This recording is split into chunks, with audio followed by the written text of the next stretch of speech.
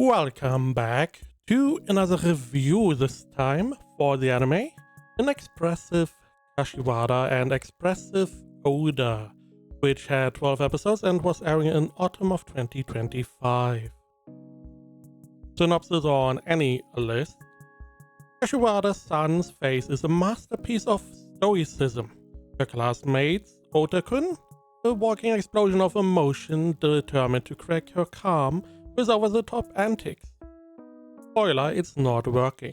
But between his fate surprises and her secret smiles, these polar opposite classmates might just be into each other. Witness a rom-com where love speaks louder than expressions. So another rom-com. This time a little bit more focus on the comedy aspect. So we have Kashiwada, who is the pink-haired girl, or better seen up here, she doesn't change her facial expression at all. She's always the same. She's just, this face all the time. On the other hand, we have her classmate Oota-kun, which is the brown-haired guy, and you can read what he's thinking. You can, see it on his face. He's blushing. He's getting scared. You know what he's feeling. And that is the idea. The idea is, hey, we have these two characters that are polar opposites. And Oota-kun, these are, I believe middle school. So they're very young. Oota-kun is just trying to mess with her. His main goal is to just get any kind of reaction out of Kashiwada-san, because she doesn't show her feelings on her face. However, she does have the feelings, like being scared, being surprised, most of these. But Oota-kun, he wants to get a real emotion shown on her face. And that is what he's trying to do. So he is, he's just going to not necessarily bully, but he's trying to scare her or, surprise her so he can get that reaction. And he fails miserably, naturally. That is mostly the show. It's just a bunch of little, situations where Oota-kun tries to get under Kashiwada's skin, fails. And that is, the main concept. Every episode has like 3 or so little parts of storytelling. And, overall it's fine.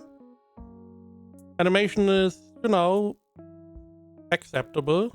Not much needed. I do like Kashiwada-san. I don't really like Oota-kun. Let's just start there. He's the loud character, which is not really my kind of character. It makes sense here that he's loud. He is, quote unquote obnoxious. You can see it on his face, what he's thinking, because this is part of the gap, because Kashiwada-san is very quiet. She doesn't show her emotion. It makes sense. Still, don't really like Oota-kun's character. Kashiwada, I find quite pleasant, especially because whenever she gets scared, she can't show it on her face, so she is, more or less vibrating on the screen, which I find quite amusing. We also have naturally some friends. The friends seem pretty normal. We have I do not remember if he was class president, but naming wise, we have Tabuchi. She likes Kashiwada a lot. We have Sata and Taruko. Taruko is a little bit of a normal, a little bit stupid friend of Oota. We have Sata, who is a smart and attractive one. You have the typical characters in these kinds of shows.